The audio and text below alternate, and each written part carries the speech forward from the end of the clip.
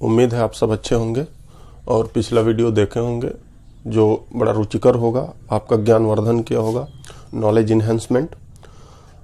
Geography के साथ साथ मैं आपको पॉलिटी और करेंट्स भी कोशिश करूंगा कि देता रहूं रेगुलर।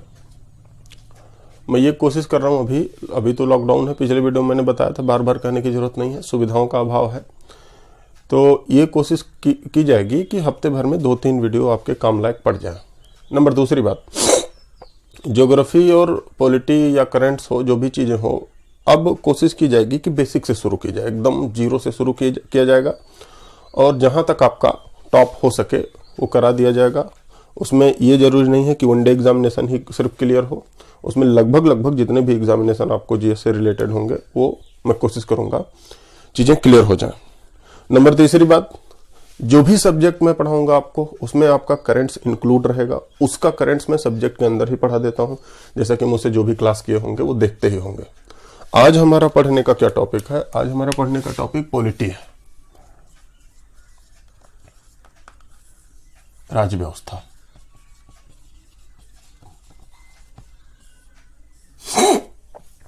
राज्य व्यवस्था चूंकि एक समाज विज्ञान है, समाज विज्ञान में वैसे भी रटने की चीजें नहीं होती और समाज विज्ञान के सारे उदाहरण समाज में विद्यमान होते हैं, समाज में रहते हैं, तो वैसे भी इसे रटने की जरूरत नहीं है।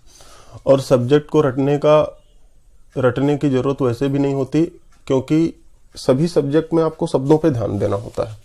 अगर जो आपके कमांड में शब्द आ गए, वर्ड्स आ गए, तो फिर जीत आपकी। पॉलिटी आपको जैसे जैसे पढ़ाया जाएगा, जो जिस टॉपिक में जैसा जैसा करंट्स मिलेगा वो हम कराते रहेंगे। तो बिना इधर उधर की बात किए हम आज शुरू करते हैं पॉलिटी का एकदम जीरो से। पहले ध्यान देना है आपको, सबसे ज्यादा ध्यान शब्दों पर देना है, ये क्लियर रहे, रटना एकदम नहीं है। तीसरी बात, समाज विज्ञान हम पढ़ रहे हैं तो समाज विज्ञान पढ़ रहे हैं तो सारे के सारे उदाहरण समाज में विद्यमान है, उन उदाहरणों से हम समझेंगे पॉलिटी को।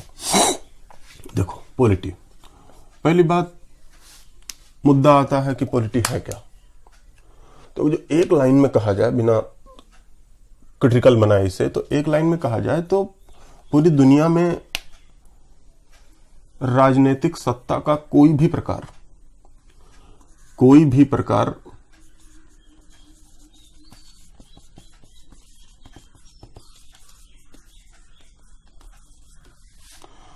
प्रकार राजनीतिक सत्ता का, तो राजनीतिक सत्ता का कोई भी प्रकार ही पॉलिटी कहलाता है। सिंपल भाषा में राज्य व्यवस्था कहलाता है। उदाहरण हम समझेंगे, जैसे उदाहरण के लिए हम ले सकते हैं, एक राजनीतिक सत्ता उस नॉर्थ कोरिया वाले किम जोंग के पास भी है, तो जाहिर सी बात है ये नॉर्थ कोरियन पॉलिटी हो गई। हाँ, यहां शासन का रूप अलग है, यहां लोकतंत्र नहीं है, किसी की डिक्टेटरशिप है, कोई तानाशाही में है, तो हम शासन नहीं पढ़ रहे हैं, हम सिर्फ पॉलिटी जानने की कोशिश कर रहे हैं अभी। तो कोई भी एक राजनीतिक सत्ता का प्रकार वो पॉलिटी कहलाता है। नॉर्थ कोरिया वाले किम जोंग के पास भी एक राजनीतिक सत्ता है, एक राजनीतिक सत्ता शिंजो अबे के पास भी है, जापान वाली पॉलिटी। एक राजनीतिक सत्ता डोनाल्ड ट्रंप के पास भी है, यूएस पॉलिटी। एक राजनीतिक सत्ता नरेंद्र मोदी के पास भी है, इंडियन पॉलिटी। इस राजनीतिक सत्ता को होल्ड करने वाली,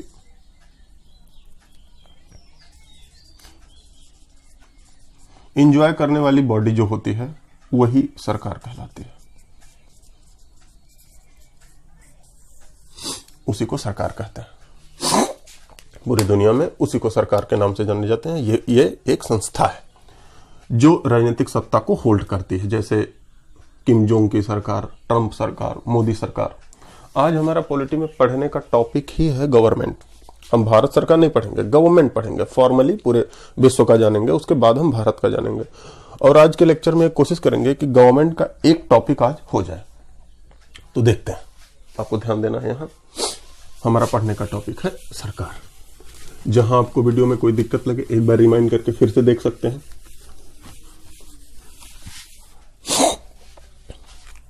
तो शुरू करते हैं सरकार।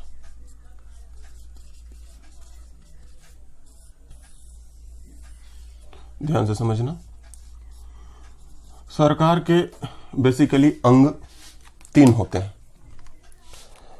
3 अंग। तो सरकार का जो पहला अंग होता है वो कानून लागू करता है। सरकार का पहला अंग कानून लागू करने वाला।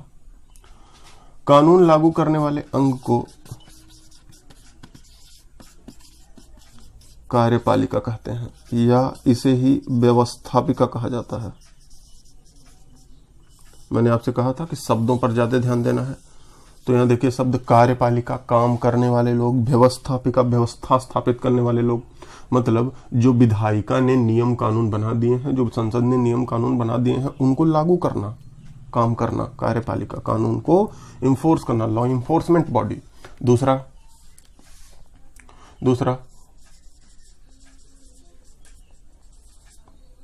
कानून बनाने वाला। तो सरकार के अंतर्गत दूसरा अंग जो कानून को बना है उसे विधायिका कहते हैं। लेजिस्लेचर, जैसे किसी भी देश की संसद, या और कई माध्यम से नियम कानून बनते हैं। कोई राजा हो, वो नियम कानून बना दे तो वो भी विधायिका हो गया। तो कानून बना, कानून लागू हुआ, अब कानून ठीक है या गड़बड़ है, देश के हित में है, तो कानून को लागू करना, कानून को बनाना, और सरकार का तीसरा अंग भी होता है जो इस लागू हुए कानून को या इस बने हुए कानून का परीक्षण करता है कि वो सही है कि गलत है, कि किसी भी मूल अधिकार का उल्लंघन कर रहा है या संविधान के किसी प्रावधान का उल्लंघन कर रहा है। तो सरकार के तीसरे अंग के रूप में होती है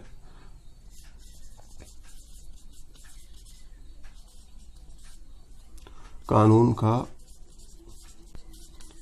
परीक्षण करने वाली संस्था, इसे ही न्यायपालिका कहते हैं। इसे ही न्यायपालिका कहते हैं। जब मैं फ्लो चार्ट बनाऊं आप लोग स्क्रीनशॉट ले लिया करेंगे। मैं एक बार बगल हो जाऊंगा, तो ये कोशिश करते रहिएगा।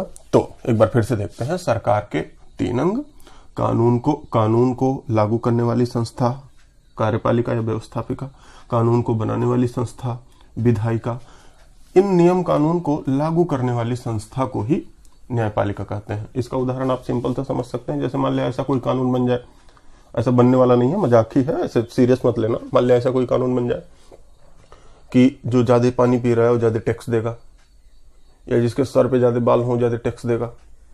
ऐसा कुछ अगर जो कानून बन जा रहा है, ऐसा बनेगा नहीं, घबराने की बात नहीं है। तो ऐसा बनेगा नहीं, लेकिन मान लेते हैं ऐसा कुछ बन जाए, तो ये नियम बनाएगा, ये लागू करेगा, ये उसके बाद परीक्षण करेगा कि भाई ये नियम सही है या गलत है। अगर जो गलत होगा तो उसे एक सिरे से खारिज कर दिया जाएगा। तो सरकार के बेसिकली यही 3 अंग होते हैं। इन सरकार के अंगों में हम आज पढ़ने वाले हैं कार्यपालिका। कोशिश करेंगे कि आज कार्यपालिका हम देख लें। देखो तो कार्यपालिका, सरकार के अंगों में कार्यपालिका। अच्छा, इस तरीके से कुछ लोग आप लोग सोच रहे होंगे कि पहले सर ने कार्यपालिका कहा, उसके बाद में विधायिका कहा, बाद में जुडिशरी बोला। तो ऐसा करने का एक कारण है, क्योंकि हम बाद में इंडियन पॉलिटी पे आएंगे। तो हमारे भारत के जो संविधान है, संविधान ऐसे ही सेट है। हमारे भारत के संविधान में पार्ट 5, पार्ट 6, पार्ट 5 केंद्र सरकार के बारे में है, पार्ट 6 राज्य सरकारों के बारे में है। उसमें जो चैप्टर्स डिवाइड हैं, उसमें पहले कार्यपालिका दी गई है, बाद में विधायिका दी गई है, बाद में जुडिशरी दी गई है। तो इस तरीके से पढ़ने से फिर आपको संविधान के अनुच्छेदों को रटना नहीं पड़ेगा। तो ये कारण पहले का कार्यपालिका बताना, बाद में विधायिका, फिर बाद में जुडिशरी, इसीलिए है कि हमें बाद में अपने संविधान पे आना है। चलो, तो सरकार, ध्यान से समझना है। सरकार में हम क्या पढ़ने जा रहे हैं, लिंक करो इसे।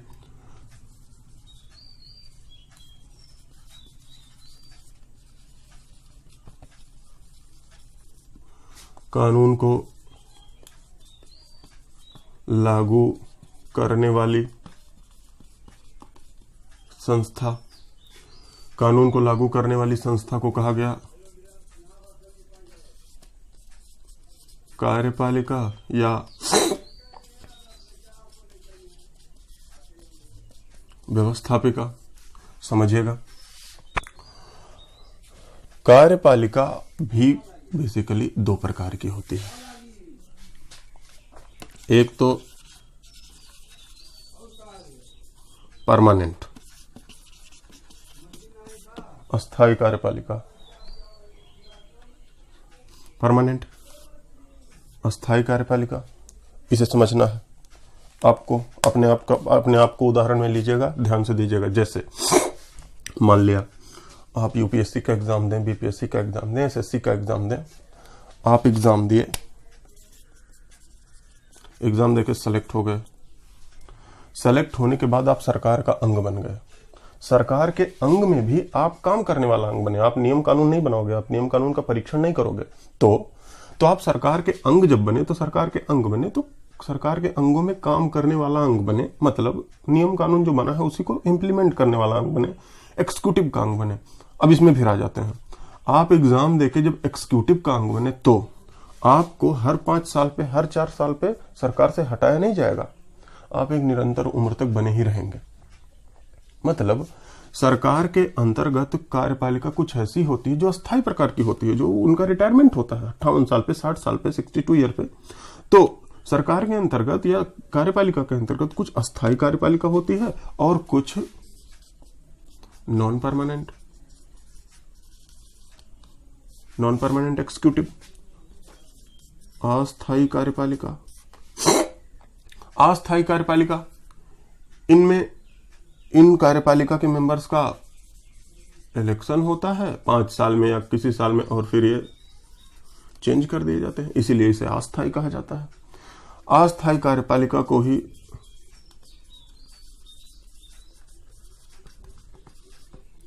राजनैतिक कार्यपालिका भी कहते हैं, पॉलिटिकल एग्जीक्यूटिव। समझिए, परमानेंट एग्जीक्यूटिव। परमानेंट एग्जीक्यूटिव में आप कहें पॉलिटिकल साइंस का एडमिनिस्ट्रेशन आता है, लोक प्रशासन जो सब्जेक्ट होता है। परमानेंट एग्जीक्यूटिव में इसमें हमारे अनुच्छेद 312 में भारतीय संविधान के इसका जिक्र किया गया है, ऑल इंडिया सर्विस।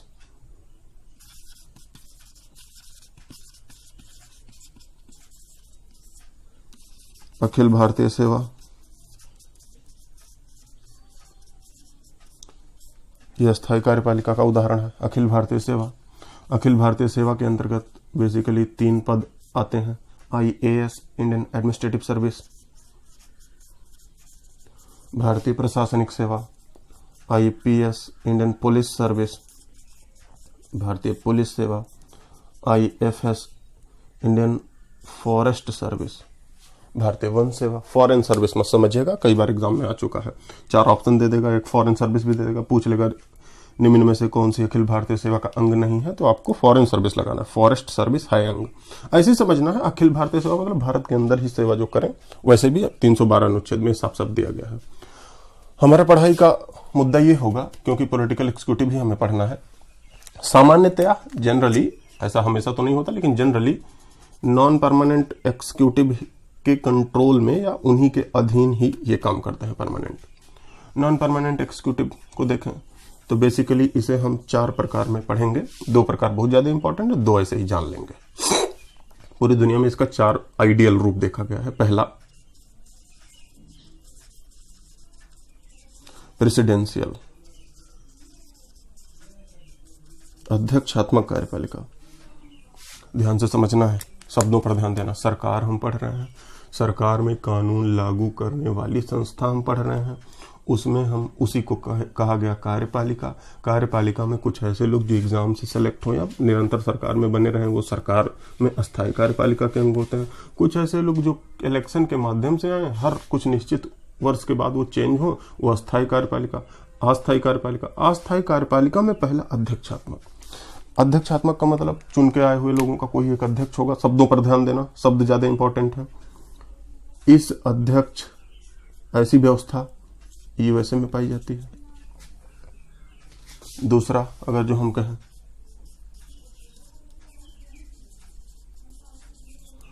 पार्लियामेंट्री,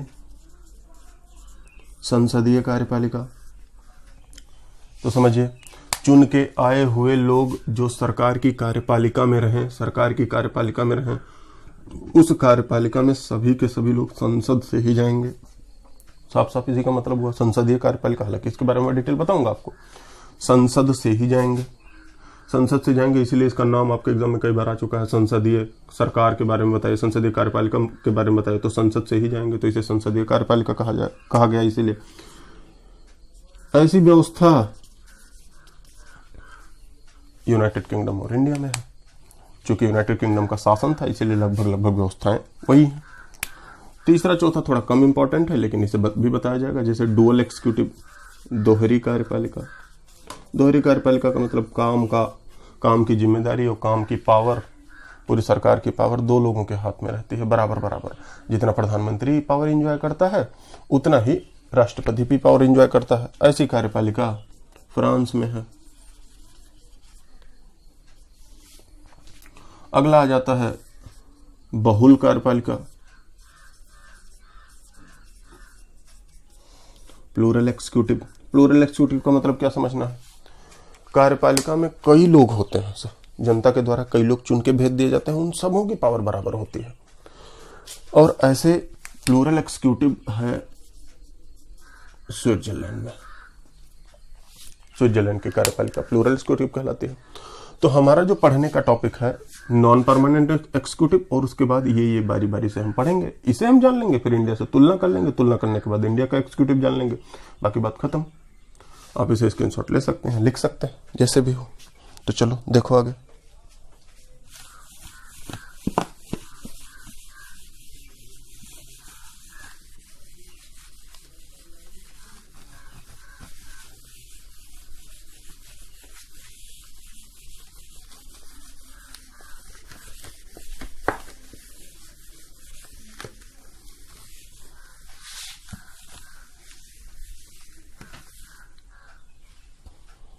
देखो, तो हम पढ़ रहे हैं सरकार के अंतर्गत हम पढ़ रहे हैं एग्जीक्यूटिव। आप इसे समझ जाइएगा, एग्जीक्यूटिव के अंतर्गत हम पढ़ रहे हैं नॉन परमानेंट एग्जीक्यूटिव, अस्थायी कार्यपालिका।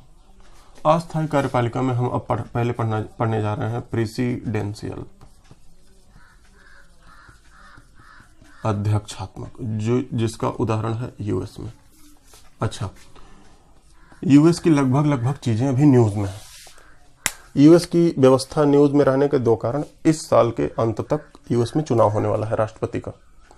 तो अगर जो यूएस में राष्ट्रपति का चुनाव होने वाला है, तो हम थोड़ी सी वो भी व्यवस्था जानेंगे। उसके बाद हम अध्यक्षात्मक शासन जान लेंगे, या अध्यक्षात्मक शासन और संसदीय शासन से तुलना कर लेंगे। तो हम थोड़ा सा यूएस के बारे में जानते हैं, जो आपके एग्जाम में आया भी है। भारत से तुलना कर लेते हैं। जैसे उदाहरण के लिए समझो, भारत, हम यहाँ इंडिया लिख दिए, इंडिया के बाद यहाँ यूएस लिख दिए, दोनों की तुलना शुरू हो गई। मतलब हम पहले पॉइंट में यही जान लेते हैं, भारत और यूएस की तुलना। ध्यान से समझिएगा, जितनी बातें बोली जाए उसे खूब गौर करके सुनिएगा। भारत में नियम कानून बनाने की व्यवस्था जो है हमारे यहाँ, भारत में जहाँ नियम कानून बनता है, लेजिस्लेचर, उसे पार्लियामेंट कहते हैं। संसद, समझिएगा ध्यान से, तुलना हो रही है। भारत में संसद के जो अंग हैं, ऑर्गन ऑफ पार्लियामेंट, भारत में संसद के जो अंग हैं वो 3 हैं। ध्यान दीजिएगा, संसद के 2 सदन हैं, 2 हाउस हैं, ऑर्गन 3 हैं। संसद के 2 हाउस मतलब बाईकैमरलिज्म है। 2 हाउस का मतलब राज्यसभा, लोकसभा। संसद के 3 अंग हैं। अंग का मतलब, जब जैसे मान लिया मानव अंग है, मैं पढ़ा रहा हूं, मैं पढ़ा नहीं सकता बिना अपनी आवाज के, मैं पढ़ा नहीं सकता बिना कुछ कैमरे वगैरह से, मैं पढ़ा नहीं सकता बिना मार्कर से, तो दीज आर ऑर्गन। तो उसी प्रकार संसद का काम है नियम बनाना। तो वो सभी एलिमेंट संसद के नियम बनाने में जो भागीदारी करें, वो संसद के अंग कहलाते हैं। जैसे उदाहरण यहां समझिए, संसद के अंग में पहला अंग हो जाता है राष्ट्रपति, संसद के अंग में दूसरा अंग हो जाता है राज्यसभा, जिसमें अभी 245 मेंबर हैं, 245 सीटें हैं हमारी राज्यसभा में। ऐसे ही संसद के अंग में तीसरा अंग हो जाता है लोकसभा, इसमें 545 मेंबर हैं। तो आप देखते होंगे कोई भी बिल गया लोकसभा से राज्यसभा में गया, राज्यसभा से जब तक राष्ट्रपति की साइन नहीं होती तब तक वो विधेयक नहीं बनता। तो इसीलिए संसद का अंग है। ये भी क्वेश्चन पूछा ही गया है एग्जामों में कि 4 ऑप्शन दे दिए गए, एक पे दे दिया गया राष्ट्रपति, फिर दे दिया गया उपराष्ट्रपति, फिर दे दिया गया राज्यसभा, फिर दे दिया गया लोकसभा। पूछ लिया गया आपसे कि निम्न में से भारतीय संसद का कौन सा अंग नहीं है, तो आपको वाइस प्रेसिडेंट लगा देना है। वाइस प्रेसिडेंट भले ही राज्यसभा में बैठता है लेकिन वो संसद का अंग नहीं है। वो ना भी रहे तो नियम कानून बनेगा, लेकिन राष्ट्रपति ना रहे तो नियम कानून नहीं बनेंगे। अब समझिए, नंबर्स भी याद रखिएगा। अब यूएस का समझ जाइए, ध्यान से समझिए। यूएस में यूएस की संसद को कांग्रेस कहा जाता है। कांग्रेस का मतलब ही होता है जहां इकट्ठा हुए लोग, वही कांग्रेस है, तो कांग्रेस कहा जाता है। समझना, यूएस की संसद में भी जो अंग हैं वो भी ऐसे ही 3 हैं। मतलब पहले पर कौन है? राष्ट्रपति। पहले पर राष्ट्रपति, समझिएगा। इसी प्रकार दूसरे पर जैसे हमारी राज्यसभा है, ऐसे यूएस की भी राज्यसभा है जिसे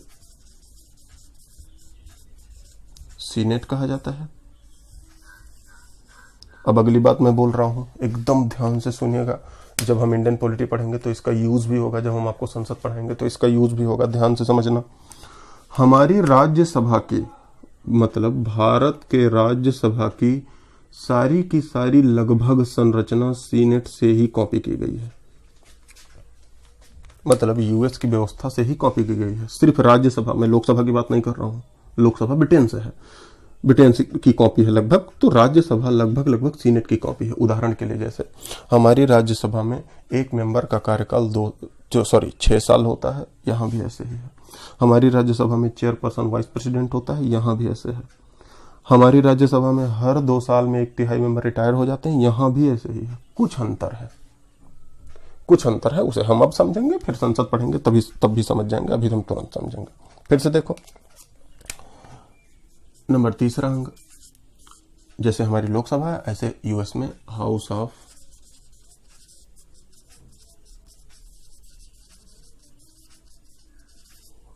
रिप्रेजेंटेटिव, प्रतिनिधि सभा न्यूज में थी। प्रतिनिधि सभा न्यूज में इसलिए थी, आप लोगों ने देखा होगा डोनाल्ड ट्रंप पे महाभियोग लगा, तो महाभियोग वहां प्रतिनिधि सभा में ही शुरू किया जाता है।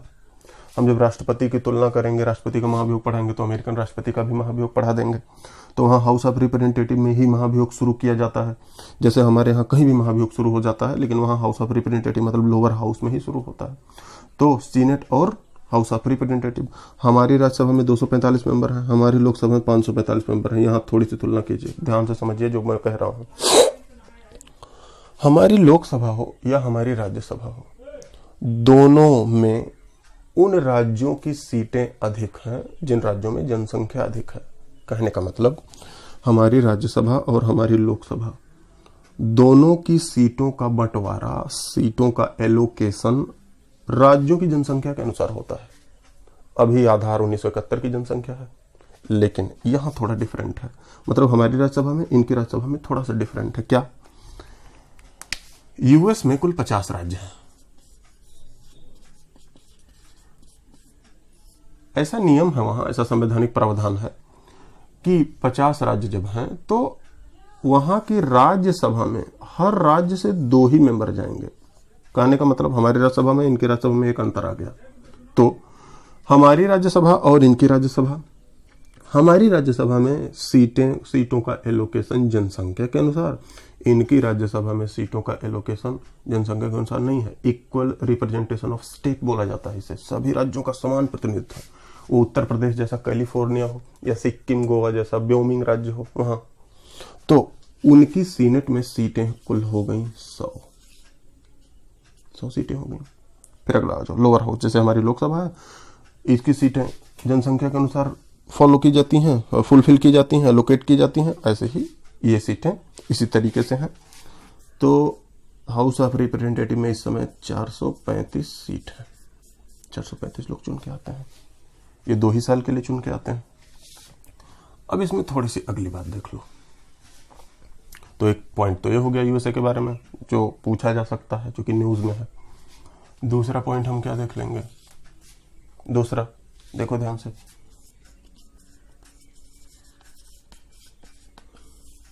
अमेरिका के नागरिक करते क्या हैं, समझिएगा ध्यान से। जिन सीटों पर ये सीनेटर और ये रिप्रेजेंटेटिव मेंबर चुन के संसद में जा गए हैं, ध्यान से समझिएगा, जैसे हमारे लोकसभा और राज्यसभा की सीटें होती हैं, उन सीटों पर लोग संसद में चले जाते हैं, तो ऐसे ही यहां समझना है। मान लेते हैं ये 100 और ये 435 लोग, कुल मिला जुला के 535 लोग अमेरिका की संसद में चुनकर सीटों से चले गए। अब फिर जब राष्ट्रपति चुनाव होगा तो जनता फिर उन्हीं सीटों पर लोगों को चुनेगी, मतलब फिर उन्हीं सीटों पर उम्मीदवार खड़े होंगे, उम्मीदवार खड़े होंगे, उन्हें फिर से जनता चुनेगी। वो ये जो उम्मीदवार खड़े होंगे वो ये नहीं होंगे, ये तो संसद में जाके बैठे हैं, इनका काम नियम कानून बनाना, इनका काम सरकार में हस्तक्षेप नहीं करना। अब फिर से इन्हीं सीटों पर उम्मीदवार खड़े होंगे, तो इन्हीं सीटों पर जब उम्मीदवार खड़े होंगे तो उम्मीदवार की संख्या 100, 100, फिर आप 435, मतलब 435 रिप्रेजेंटेटिव सीट पर उम्मीदवार खड़े हुए, 100 सीनेट वाली सीट पर उम्मीदवार खड़े हुए, प्लस 3 सीट यहां के राजधानी की होती है, कैपिटल की, क्योंकि यहां राष्ट्रपति चुनाव में आपको बताने वाला हूं। तो 435, 100 और 535, सॉरी 3, कुल 538 सीटें हो गई। अब सिटीजन ऑफ यूएसए ये इलेक्शन करते हैं 538 मेंबर का। ये 538 मेंबर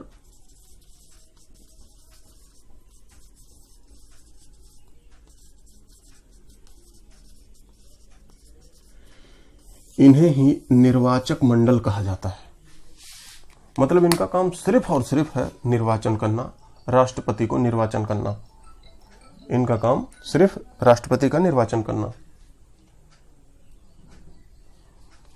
538 मेंबर राष्ट्रपति का निर्वाचन करेंगे। अब ये 538 मेंबर का काम सिर्फ निर्वाचन करना, मतलब राष्ट्रपति को ये इलेक्ट किए, फिर इनका काम खत्म, कोई काम ही नहीं रह गया। 538 मेंबर कहां कहां से आए मैंने आपको बताया, 435 रिप्रेजेंटेटिव वाली सीट पर खड़े हुए, 100 सीनेट वाली सीट पर खड़े हुए, 3 राजधानी, जिसमें यहां संसद में सीटें नहीं दी गई हैं राजधानी को, तो 3 राजधानी वाली सीट पर खड़े हुए, तो 435, 100 और 3, 538 सीटें हुई। अब 538 लोग फिर इलेक्शन करते हैं, 538 लोग इलेक्शन करते हैं। अब आधे से अधिक जिस पार्टी को वहां बहुमत मिल गया, जिस उम्मीदवार को, वो राष्ट्रपति चुन लिया जाता है, वहां का एग्जीक्यूटिव हेड हो जाता है, जो राष्ट्रपति है 4 सालों के लिए। तो समझिएगा, यहां 2 बार चुनाव हुआ, एक बार नागरिक जो सारे हैं वो चुने 538 लोगों को, एक बार फिर ये 538 राष्ट्रपति को चुने। मतलब हमारा निष्कर्ष क्या है, पहला निष्कर्ष, यूएसए में राष्ट्रपति इनडायरेक्ट चुना जाता है, डायरेक्ट नहीं चुना जाता। डायरेक्ट लगता है, क्यों? क्योंकि राष्ट्रपति को उम्मीदवार प्रचार करने आता है राज्यों में, विभिन्न जगहों पर, कि आप मेरे पार्टी के इलेक्टोरल कॉलेज को ज्यादा चुनिए, इसलिए प्रचार होता है वहां। तो यूएसए का राष्ट्रपति इनडायरेक्ट चुना जाता है। यूएसए के राष्ट्रपति में दूसरा 2012 में क्वेश्चन भी आ चुका है, यूएसए के राष्ट्रपति के चुनाव में 538 मत पड़ते हैं। तीसरा, यूएसए का राष्ट्रपति 4 साल के लिए चुना जाता है, 4 साल से पहले यूएसए में चुनाव नहीं होते। अब अगली बात देख लो, स्क्रीनशॉट ले सकते हैं बाद में, ठीक है। तो हमने एक बार जाना सरकार, कार्यपालिका, नॉन परमानेंट एग्जीक्यूटिव, उसमें अध्यक्षात्मक, अध्यक्षात्मक के बाद हम जानेंगे पार्लियामेंट्री, फिर अध्यक्षात्मक और संसदीय की तुलना कर लेंगे। तो अध्यक्षात्मक हो गया, तो हम देखते हैं संसदीय।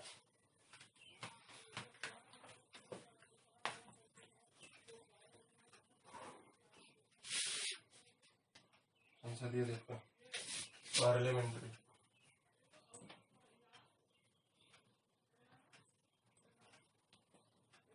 संसदीय, ऐसी व्यवस्था यूके और इंडिया में। इंडिया में तो अगर जो यूके और इंडिया में है तो हम यूके की तुलना कर लेते हैं। तो देखो, यूके में भी विधायिका को संसद कहा जाता है, समझिएगा ध्यान से। यहाँ भी संसद के 3 अंग, पहले पर यहाँ राष्ट्रपति है तो यहाँ पहले पर क्राउन, मुकुट। समझना है, कुछ लोग राजा रानी करते हैं, तो राजा रानी नहीं, ना तो राजा ना तो रानी। क्राउन एक पोस्ट है, जैसे हमारे यहाँ राष्ट्रपति पोस्ट है, प्रणब मुखर्जी, रामनाथ कोविंद या कल को बारी आपकी हो, ये लोग व्यक्ति हैं। और व्यक्ति मायने नहीं रखता, पोस्ट मायने रखती हो। पोस्ट हमेशा रहेगा, व्यक्ति रहे या ना रहे। तो क्राउन एक पोस्ट है, वो मुकुट जिसके सर पे होगा वो क्राउन माना जाता है। वो फिर ना रहे तो उसका आनुवंशिक है, तो उसका जो ज्येष्ठ जो उत्तराधिकारी है वो रहेगा। तो क्राउन, क्राउन के बाद फिर आप यहाँ की जो राज्यसभा है उसे कहा जाता है, जो अपर हाउस, यहीं से बोलना शुरू हुआ तो इसे बोला जाता है हाउस ऑफ लॉर्ड्स। जैसे हम लोग इंडिया में बोलते हैं बड़का लॉर्ड साहब बने हो तो हाउस ऑफ लॉर्ड्स। इनके मेंबर निश्चित नहीं है, क्योंकि बहुत ज्यादा निर्वाचित इसमें होते नहीं है। डेविड कैमरून की सरकार जब बनी थी तो इनके मेंबर को प्रभावी रूप से कम कर दिया गया था, 600 से भी नीचे कर दिया गया था। नंबर तीसरा यहाँ जो सबसे इंपॉर्टेंट सदन है वो हाउस ऑफ कॉमन्स। ध्यान से समझिएगा। आपको बताया गया था राज्यसभा की संरचना ली गई है यूएस के सीनेट से। फिर से मैं आपको बता रहा हूँ, हमारे लोकसभा की लगभग संरचना ली गई है यूके के हाउस ऑफ कॉमन्स से। हमारे राज्यसभा की भी कार्यकाल 5 साल का, इसका भी कार्यकाल 5 साल का।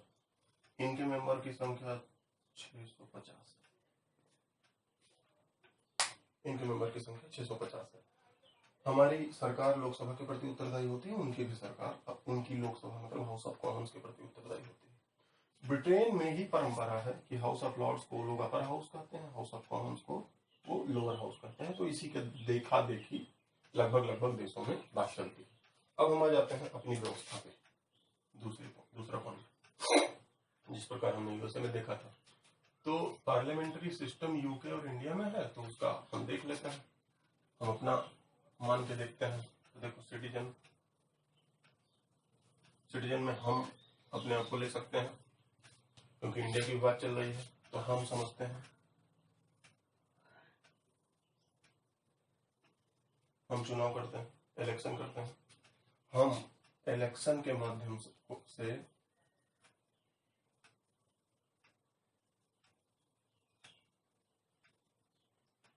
विधानमंडल के सदस्य को चुनते हैं। ध्यान से समझिएगा, विधानमंडल का मतलब होता है नियम कानून बनाने वाले लोगों का समूह। तो हम इलेक्शन के माध्यम से विधानमंडल के सदस्यों को चुनते हैं। विधानमंडल के सदस्यों में केंद्र में विधानमंडल के सदस्य जो संसद के सदस्य होते हैं, एमपी, और राज्यों में जो विधानमंडल के सदस्य होते हैं वो एमएलए होते हैं। मतलब हम इन्हीं को चुनते हैं। फिर जैसे मान लिया हमने चुना केंद्र में 2004-5 वाले इलेक्शन में, 4 वाले इलेक्शन में किसी खास पार्टी को यहाँ हमने ज्यादा संख्या में पहुंचा दिया, मेंबर को ज्यादा संख्या में पहुंचा दिया। फिर इसके बाद इलेक्शन नहीं होता, इलेक्शन नहीं होगा।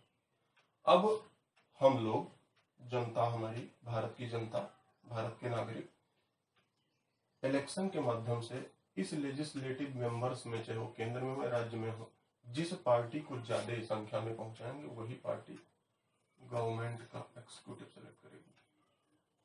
मतलब उसी पार्टी का पीएम या सीएम होगा, वही पार्टी मिनिस्टर सेलेक्ट करेगी। तो यहां भी अगर जो क्वेश्चन आए तो आपको ये समझना है, इस क्वेश्चन में समझना है, जैसे क्वेश्चन आ भी चुका है कि भारत का प्रधानमंत्री या भारत के किसी राज्य का मुख्यमंत्री क्या जनता के द्वारा प्रत्यक्ष रूप से निर्वाचित होता है? तो आपका जवाब होगा एकदम नहीं। मुख्यमंत्री या प्रधानमंत्री जनता के द्वारा प्रत्यक्ष रूप से निर्वाचित नहीं होता, इनडायरेक्टली होता है। हमारा काम बस इतना है कि हम इलेक्शन के माध्यम से एमपीज को चुने। अब वो अलग बात है कि उस सारे एमपी में से फिर से अपना नेता चुना गया, उसी को प्रधानमंत्री किया गया। हम नहीं जानते, जैसे चुनाव हुआ होगा, आप लोगों ने जो निश्चित होगा आपको 2004 वाला चुनाव, तो हमने ऐसे समझना, हमने इलेक्शन के माध्यम से केंद्र में कांग्रेस पार्टी को ठीक ठाक सीटें दी। कुछ समय तक पता नहीं चला कौन बनेगा, प्रधानमंत्री राहुल गांधी बने, सोनिया गांधी बने, अचानक मनमोहन सिंह जी का नाम आया। ऐसे ही उत्तर प्रदेश में देख सकते हैं। उत्तर प्रदेश में क्या हुआ? उत्तर प्रदेश की जनता राज्यों के मामले में बीजेपी पार्टी को बहुमत दी। कुछ समय तक पता ही नहीं चला मुख्यमंत्री कौन होगा या मिनिस्टर कौन होगा। अचानक योगी आदित्यनाथ जी का नाम आया। तो हमारा काम बस यहीं तक का है, इसके बाद हमारा काम नहीं है। फिर वो पार्टियां काम करती हैं, आपस में स्प्रेड करते हैं। इसी को ही पार्टी डेमोक्रेसी करते हैं। तो हम पार्लियामेंट्री सिस्टम के बारे में भी 2 बात जाने, भारत से तुलना किए, प्रेसिडेंशियल टाइप के बारे में भी जाने। इसे भी आप स्क्रीनशॉट ले सकते हैं। अब अगली बारी आती है दोनों की तुलना की। किसकी तुलना? प्रेसिडेंशियल और पार्लियामेंट्री की तुलना करना। तुलना से भी कई क्वेश्चन आए हैं।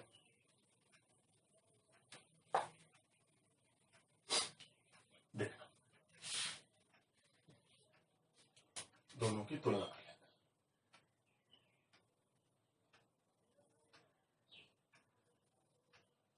प्रेसिडेंशियल, पार्लियामेंट्री, अध्यक्षात्मक, संसदीय और अध्यक्षात्मक। जैसा कि आपको पता है, ये यूएस की बात चल रही है, ये यूके और इंडिया की बात चल रही है। ध्यान से समझिएगा। किसी भी समाज में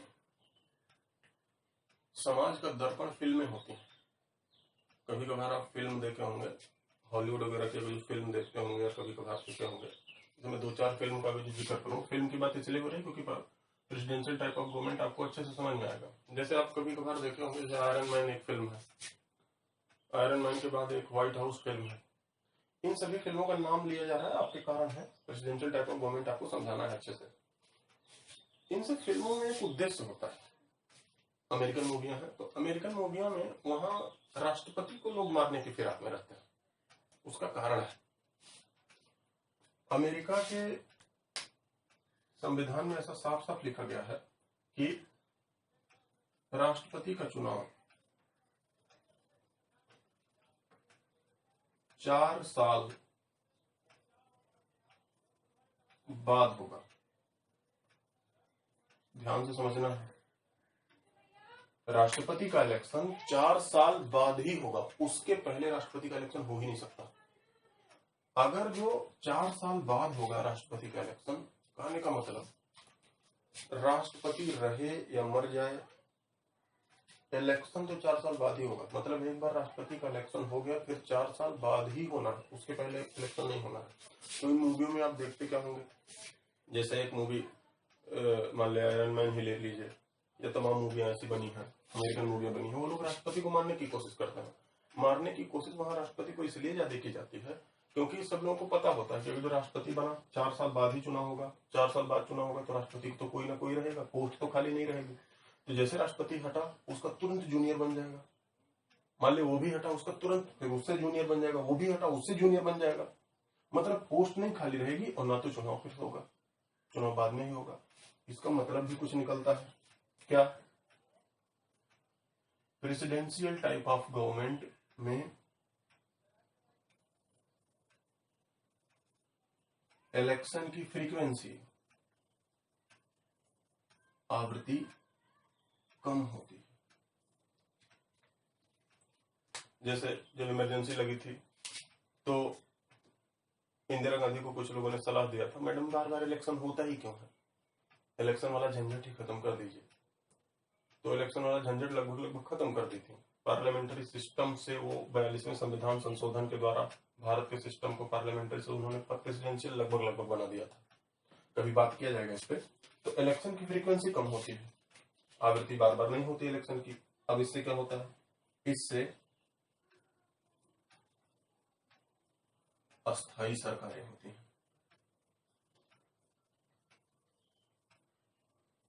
स्टेबल गवर्नमेंट देते हैं। फिर एक निष्कर्ष और निकालो, जब अस्थायी सरकारें होंगी तो नियम कानून को कठोरता से लागू कर पाएंगे।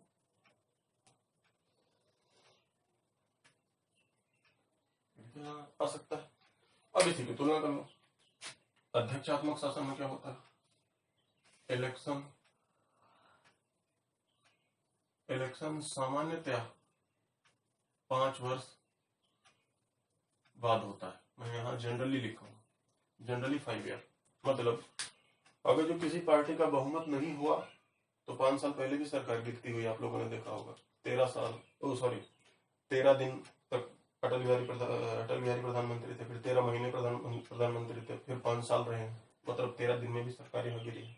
तो यहाँ अगर जो प्रधानमंत्री या कोई ट्रेजेडी हो जाती है तो फिर से यहाँ इलेक्शन होता है। कहने का मतलब पार्लियामेंट्री सिस्टम में इसी की तुलना करते चले जाओ। इलेक्शन की फ्रीक्वेंसी अधिक होती है। अगर जो सरकारें अस्थायी ना बने, परमानेंट ना बने, अगर जो इलेक्शन की फ्रीक्वेंसी अधिक होती है तो इसी का निष्कर्ष एक का निकला, यहाँ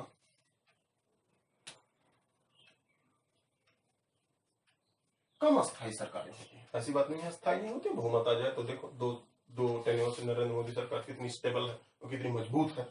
तो यहाँ लेकिन ऐसे कहा जा सकता है अस्थायित्व तो कम होता है अगर जो पार्टी को बहुमत ना मिला। मतलब यहाँ पार्टी बहुमत से डिपेंड करता है पार्लियामेंट्री सिस्टम, जबकि यहाँ ऐसा कुछ नहीं है। अगला, ये नियम कानून को कठोरता से लागू कर पाते हैं, तो ये नियम कानून को कठोरता से कम लागू कर पाते हैं। नहीं तो नहीं कहा सकता, लेकिन कम लागू कर पाते हैं। दोनों की तुलना हो गई। मतलब एक पॉइंट का ये एक्सप्लेनेशन हुआ। इसे स्क्रीनशॉट ले सकते हैं जल्दी से। दूसरा पॉइंट तुलना, दूसरा देखो,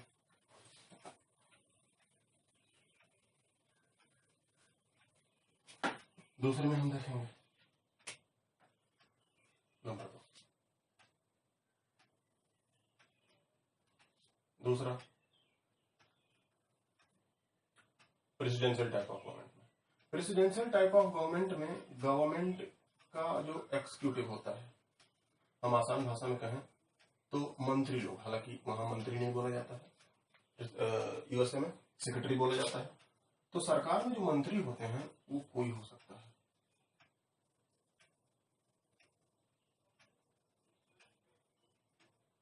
राष्ट्रपति की इच्छा अनुसार कोई भी हो सकता है। जैसे आप देखे होंगे ठीक ठाक पोस्ट पर डोनाल्ड ट्रंप की बेटी इवांका, ठीक ठाक पोस्ट है, अच्छी खासी पोस्ट है, सबसे ऊंची पोस्ट है। मतलब वहां संसद के लोग कार्यपालिका में कोई काम नहीं है ना, रहते भी हैं। राष्ट्रपति की मर्जी के अनुसार वहां कार्यपालिका के मेंबर, मतलब सेक्रेटरी लोग या मंत्री लोग, वहां कोई हो सकता है जिसे राष्ट्रपति चाहे। अब दूसरे देश का नहीं, यूएसए का ही रहेगा, लेकिन कोई भी हो सकता है। यहाँ अंतर है यहाँ, और सबसे इंपॉर्टेंट यही है, यहाँ गवर्नमेंट का जो एक्सिक्यूटिव है, मतलब मंत्री,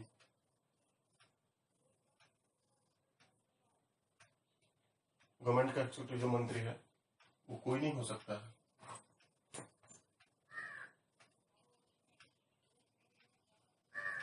यहाँ सरकार के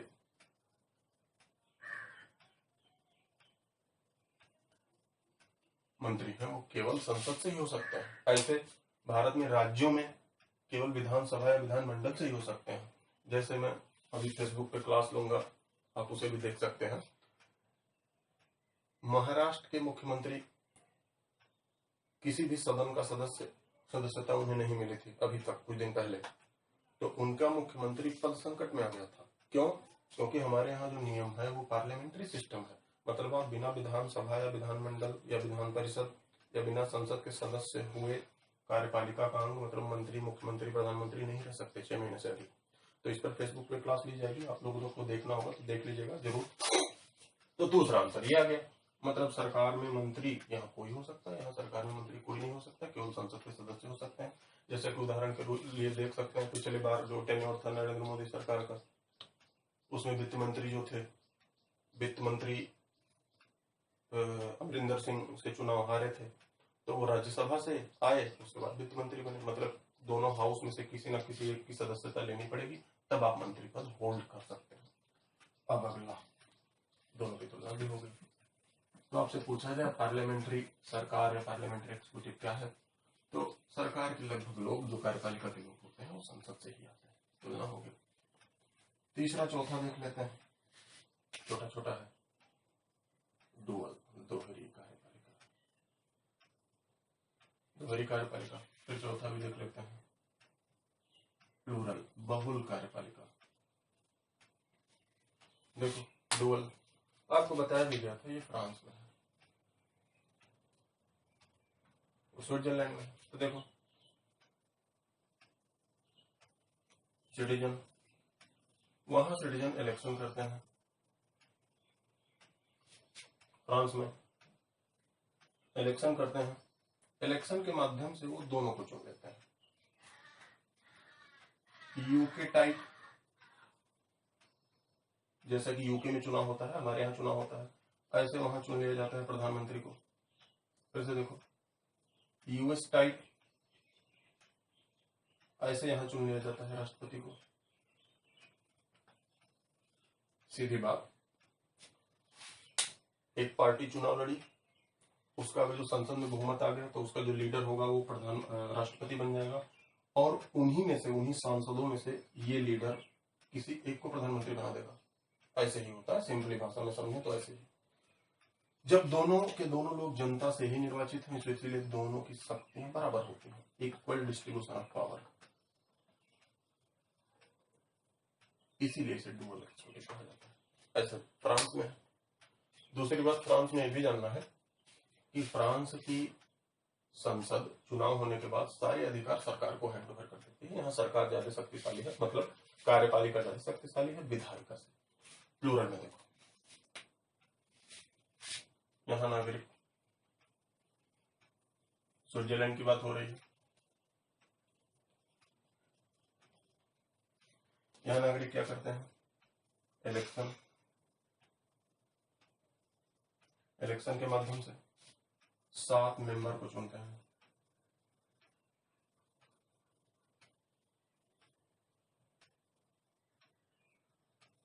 ध्यान से समझिएगा, 7 सदस्यों की कार्यपालिका परिषद को चुनते हैं। 7 सदस्य होते हैं, सारे के सारे सातों के साथ नागरिकों के द्वारा डायरेक्ट इलेक्ट किए जाते हैं।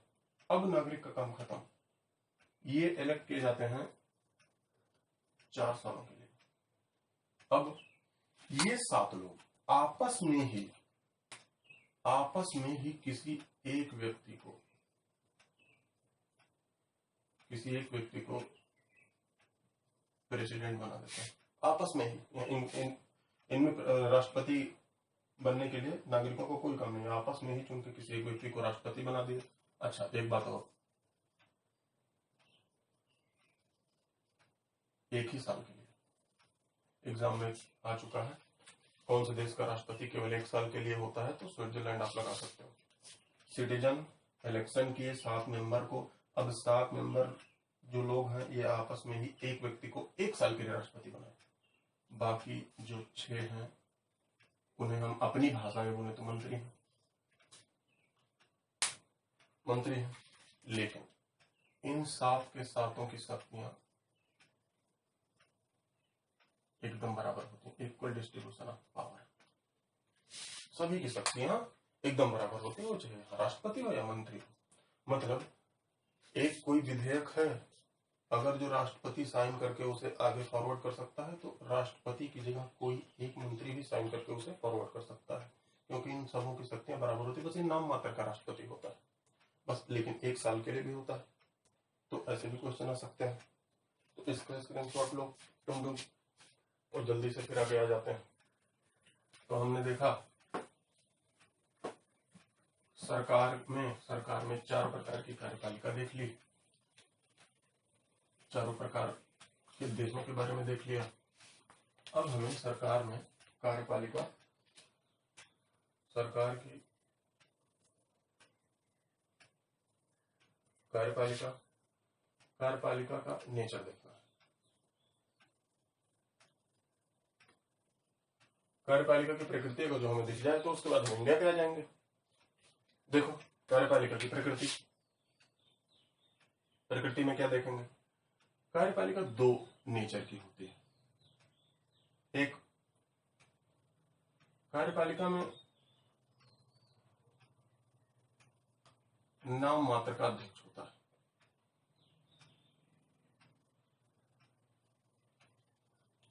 कुछ लोग होते हैं नाम मात्र के अध्यक्ष होते हैं कार्यपालिका में, बस उनका नाम होता है कि हाँ ये हेड है, होते नहीं है रियल में। कुछ रियल हेड होते हैं, वास्तविक अध्यक्ष। इनका भी जो उदाहरण लें तो जैसे हम अगर जो हाउस होल्ड सेक्टर की लें, घर की, किसी के घर की लें, फिर इंडिया की ले लें, यूके की ले लें, यूएस की ले लें, तो सारी तुलनाएं देख लेंगे। एक बात आपको और जाननी है, ये जो नॉमिनल हेड है नाम मात्र की का अध्यक्ष कार्यपालिका में, इन्हें लैटिन भाषा में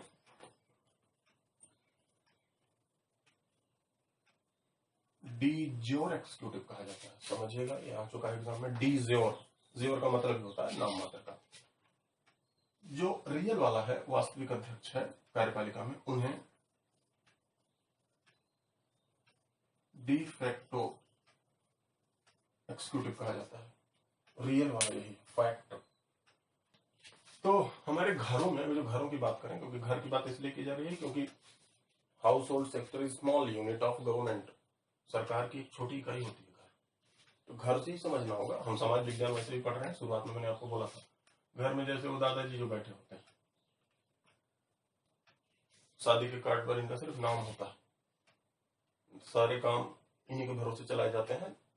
खेत भी बिकना होगा तो यही काम करेंगे, लेकिन बस ये नाम मात्र के अध्यक्ष है, इनकी चलती कुछ नहीं है। करना पड़ता है, जो हेड लोग रियल वाले करते हैं वही करना पड़ता है, भले ही इनका सारा नाम हो। तो घर में अगर जो दादाजी रियल वाले हैं तो पापा जी, या कहीं कहीं माँ। अगर जो दादाजी नॉमिनल वाले हैं तो पापा जी या माँ कहीं कहीं डिफेक्टो एक्सिक्यूटिव होती है, रियल वाला होता है। ऐसे ही इंडिया में दादाजी की जगह आप कर सकते हैं प्रेसिडेंट, माँ या पापा की जगह कर सकते हैं फंक्शनल, जो फंक्शन करता है, पीएम।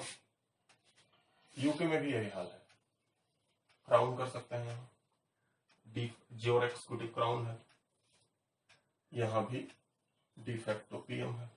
यूएस में थोड़ा अलग है, यूएस में डी ज्योर भी वही है, डिफेक्टो भी वही है, वहां का राष्ट्रपति, इसीलिए वो ताकतवर होता है।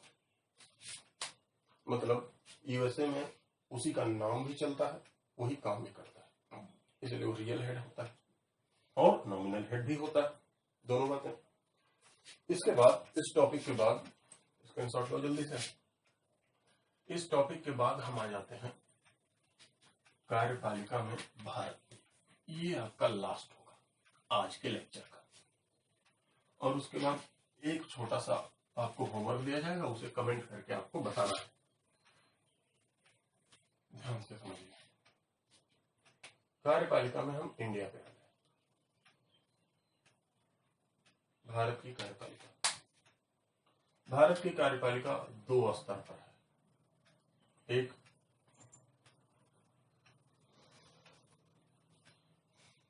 संघ की कार्यपालिका,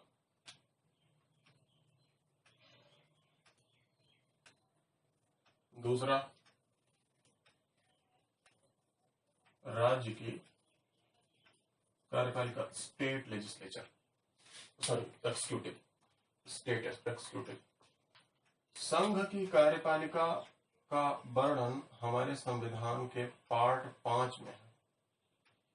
इसी पार्ट 5 में चैप्टर्स डिवाइड हैं, जिसमें पहला चैप्टर संघ की कार्यपालिका है। आपको होमवर्क के रूप में बताना है कि संघ की कार्यपालिका जो पार्ट 5 में है, कौन से अनुच्छेद तक, कौन से अनुच्छेद से कौन से अनुच्छेद तक है।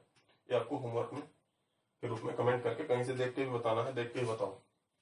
तो यूनियन एक्सिक्यूटिव, संघ की कार्यपालिका संविधान के भाग 5 में है, राज्य की कार्यपालिका संविधान के भाग 6 में है। ऐसे ही मैं क्लू दे रहा हूं, संघ की कार्यपालिका जो है यह पार्ट 5 है। पार्ट 5 अनुच्छेद 52 से लेके 151 तक है। तो ये कहां से शुरू होगा, जाहिर सी बात है 152 से शुरू होगा। 152 से शुरू होगा कहां तक, 237 तक। इसे आप लोग देख के बताना। संघ की कार्यपालिका में ध्यान से समझिएगा, संघ की कार्यपालिका में पहला व्यक्ति प्रेसिडेंट, राष्ट्रपति, किसी के पहला उपराष्ट्रपति भी होता है। दूसरा व्यक्ति संघ की कार्यपालिका में प्रधानमंत्री। तीसरा जो ग्रुप होता है काउंसिल ऑफ मिनिस्टर, मंत्रिपरिषद। मंत्रिपरिषद आप दो टर्म देखते होंगे, मंत्रिपरिषद और मंत्रिमंडल। यहां देख लो, यहां देखो मंत्रिपरिषद और मंत्रिमंडल।